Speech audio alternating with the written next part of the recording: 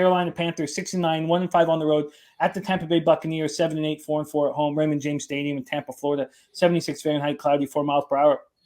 This division chase I've found very enjoyable over the last few weeks. It wasn't at first, but I've started to really enjoy these teams pushing the Bucs, and the Bucs, barely succeeding in these games, and the Panthers looking like the best team in the division. It's been very fun after firing Matt Rule. I've enjoyed it all. I've enjoyed Wilkes. I've enjoyed the Panthers moving off from McCaffrey and having a better running game. It's just been extremely enjoyable from a capping standpoint. Let's break this down. Panthers, Buccaneers is next for us, and this is going to be a fun game.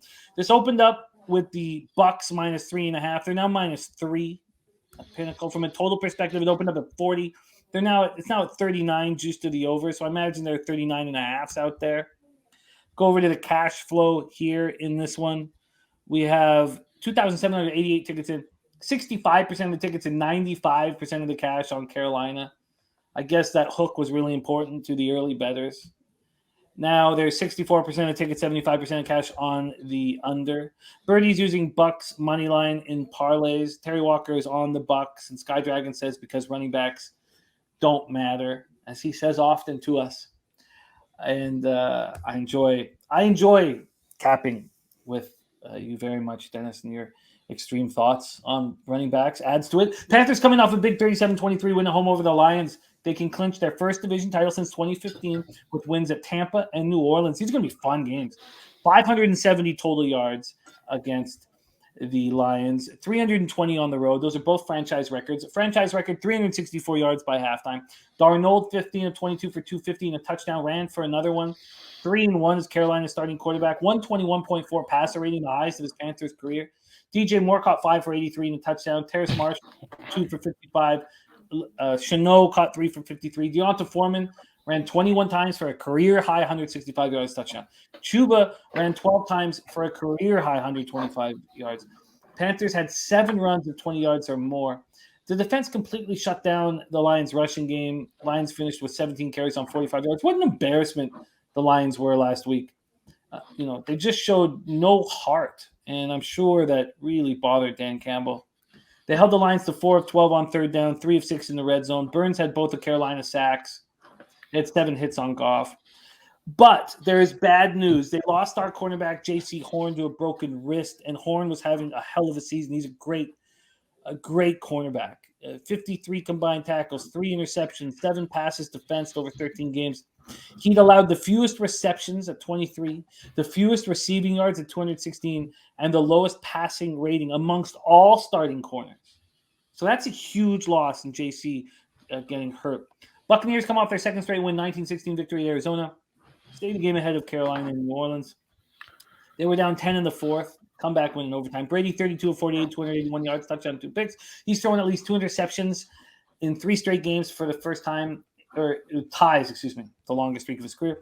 Fournette was their best weapon, 20 carries for 72 yards, caught 9 for 90. Gage, 5 for 65. Godwin, 8 for 63. The defense just got 1 sack, but they did hit McSorley 7 times. Ken O'Neill had a pick. They lose their left tackle, Josh Wells, and he's out for the year. So it's a torn left patellar tendon. And he was starting at left tackle in place of Donovan Smith, who missed the game with his own injury. Of course, they lose Pro Bowl center Ryan Jensen on the second day of training camp. They lose Aaron Stinney in the preseason. This is not – so they're a mess with their offensive line. And their run defense, forget the vividness bias of it being good. It's not good. And they could get hurt here. This is another game I can't wait to hear your breakdown on, Andy. Take it away, Panthers, Buccaneers. And another one, probably need to look at some injuries as well to see what's going on with this Tampa defense. That's been a problem. Even against how bad of an offense is that? Took them to overtime.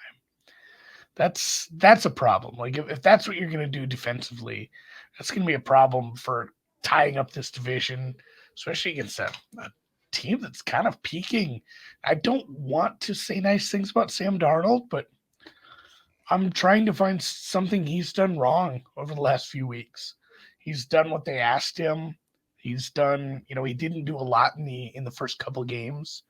they leaned more heavily on the two-headed running attack and kind of went that route and it worked out. But this team was, I mean, I watched some of this game. It was an ugly game for the Lions, but everything Carolina just looked like the highest level of this team cares so much right now. And I mean, you can just tell when everybody's playing so hard, they're winning all the 1v1 battles in the trenches on both sides. It's Brady's looked good in some second halves here.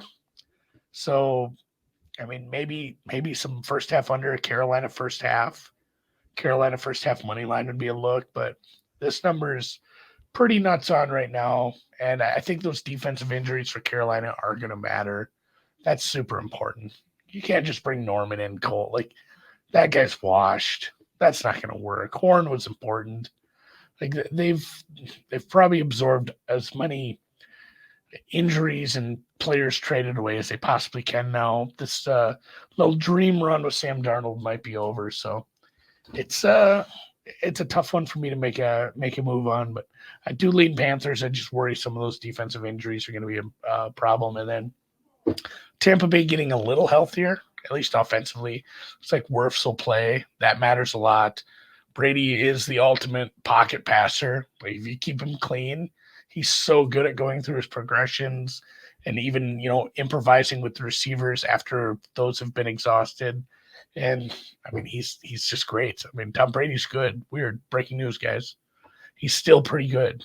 I mean, we saw that against the Saints when he needed 2 nasty drives at the end. That was nuts. So it's very hard to lay points with this team right now. But at the same time, like I said, I'm just very concerned about some injuries for the Carolina's defense. And this total very low at 39. Does it interest you at all? Is Vea playing? Have we determined that? No, it's not determined yet. We'll know. We'll have a better idea Wednesday, of course, and then again Friday with the final injury report. Yeah, I think that matters a lot. Dean as well. Donovan Smith, I think, is still up in the air. It's if this Tampa Bay defense is near health, it's probably going to be a spot where teams are going to have trouble running. And then you're going to have to rely on Sam Darnold. For putting my money on Sam Darnold and a banged up defense, I'm not feeling quite as good about Panthers. So no play until we find out a little more on the injuries. Well, I guess after breaking it down, it leans me a little towards Tampa now. Just give me this one thing: $500 bet, total at 39. Do you go under or over? I'd go under. Okay. I think you can middle it. I think, like I said, the first half under. I think if you had an under 39.5, under 40 in this, you could probably come back with like an over 24 at some point. Like, I do think this is a slow grind first quarter under scoreless first quarter kind of game. Watch it. They're gonna run the first kickoff back now. That's how that goes. Fap says, like Andy's look on the first half under, both teams have a long time of possession in first halves. And we know the Big Ragu bets first half unders on every Tampa Bay Buccaneers game. And he has a huge, beautiful ROI on it.